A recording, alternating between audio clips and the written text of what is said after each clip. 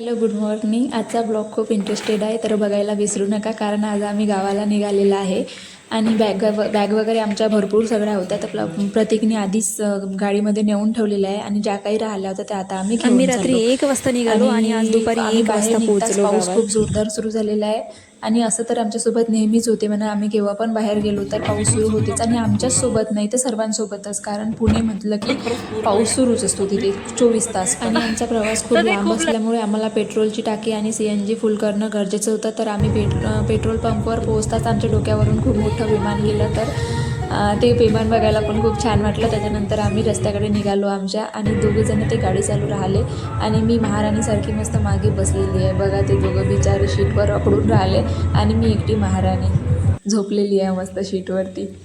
नंतर आम्ही काही वेळात समोर आल्यानंतर यांना भूक लागली होती. ॲक्च्युली मला पण लागली होती, पण पहिला इन्सिडेन्स आमच्यासोबत असा झालेला होता की तो खूप बेकार झालेला होता. म्हणून मी बाहेर नाश्ता नाही केला, तर यांनी दोघांनी केला, मी नाही केला. आणि माझ्या गाडीमध्ये माझेच ब्लॉग सुरू होते बघा आता.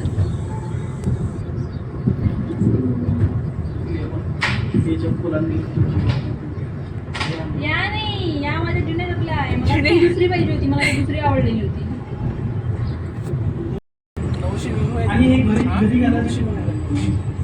आणि मी प्रतीकला खूप जास्त ओरडत होती, प्रतीक नका दाखवू माझे ब्लॉग, माझ्यासमोर तुम्ही नका बघत जाजू आणि नका दाखवत जाजू सगळ्यांना.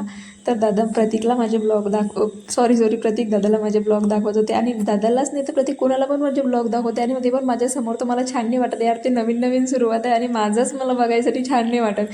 आणि आज पण तसंच केलं प्रतीकने, ते तुम्हाला समोर दिसेल, ते तुम्ही बघून घ्या. गावाला येताना जी फिलिंगच काही वेगळी होती, थंडगार वातावरण. आणि आम्हाला समोर तर आम्हाला वारी पण दिसली मस्त गजानन महाराजांची. आम्ही शेगावला पोहोचलेलोच होतो.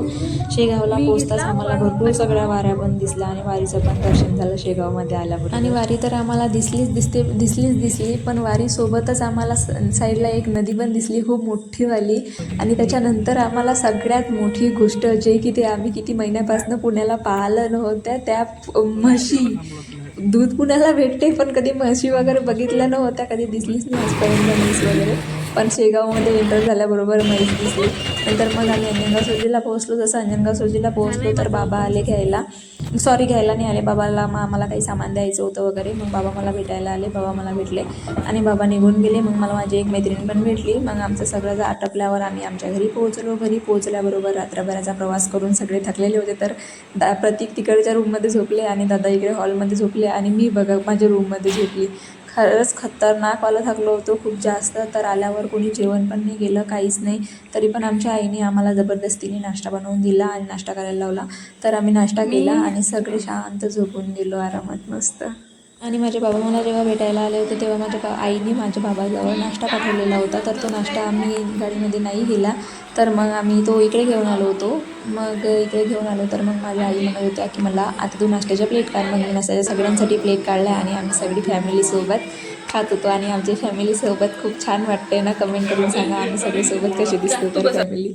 इथे आल्यावर इथे मन एवढं रमून जाते ना, असं कधी वाटतच नाही की आता इथनं जावं म्हणून. इथं खरंच ना, इथं सगळेजण मस्त सोबत जेवण खाणं राहणं, त्याच्यानंतर मस्त सगळं काही सोबत करतो. आणि गणपती पण आलेले होते आज, तर खूपच छान वातावरण होतं. आज तर काही विचाराच लागत नाही, कारण आज गणपतीचं आगमन तर पूर्ण रस्त्याने दिसतच होतं. आणि रस्त्याने तर काय, घरी पोहोचल्यावर पण गणपती, गावात पण भरपूर गणपती बसले ना, तर फटाके खूप जास्त फुटत होते, DJ ताशे ढोल वॉटेवर जे काय ते सगळं. आणि त्याच्यानंतर मग आम्ही सिंगिंग, आमच्या घरी मोठमोठे सिंगर आलेले होते, तर सगळ्यांनी एक एक सॉन्ग म्हटलं आणि सगळ्यांचे सॉन्ग ऐका आता तुम्ही.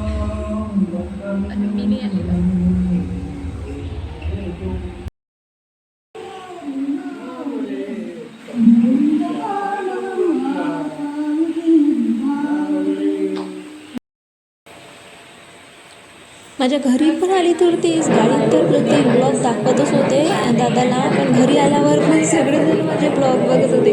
हाय मी किती फेमस होऊन राहिले. आणि मला खूप छान वाटून राहिलं की माझे ब्लॉग माझ्या घरचे बघू राहिले आणि माझे ब्लॉग बघून माझ्या घरच्यांना खूप चांगलं वाटत आहे. ही माझ्यासाठी खूप चांगली गोष्ट आहे. ते खूप जास्त खुश आहेत माझे ब्लॉग बघून.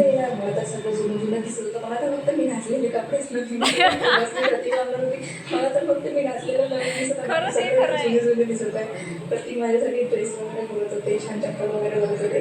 नंतर आम्ही तिथे गेल्यावर रील वगैरे काढली, रील वगैरे शूट केली मस्त छान. नंतर मग शूज वगैरे घेतला. पण मला एक चप्पल आवडली जी मला प्रतीकने घेऊन या नाही या माझ्या जुन्या चपला आहे. ती दुसरी पाहिजे होती मला. त्या दुसरी पाहिजे होती.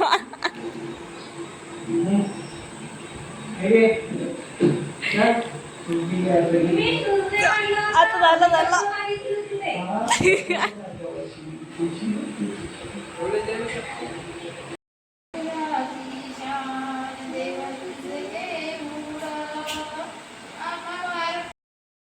तुम्हाला कसं वाटलं ते सांगा आणि कमेंट करा, लाईक करा, शेअर करा, सबस्क्राईब करा. आज मी माझ्या पूर्ण फॅमिलीची भेट करून दिली तुम्हाला माझ्या ब्लॉगमध्ये आणि खरंच फॅमिलीला भेटून खूप छान वाटलं आणि सगळ्यांना फॅमिलीमध्ये राहून खूप छान फिलिंग येते हे सगळ्यांनाच माहिती पण आहे. चलो bye, good night, take care. भेटू पुढच्या ब्लॉगमध्ये.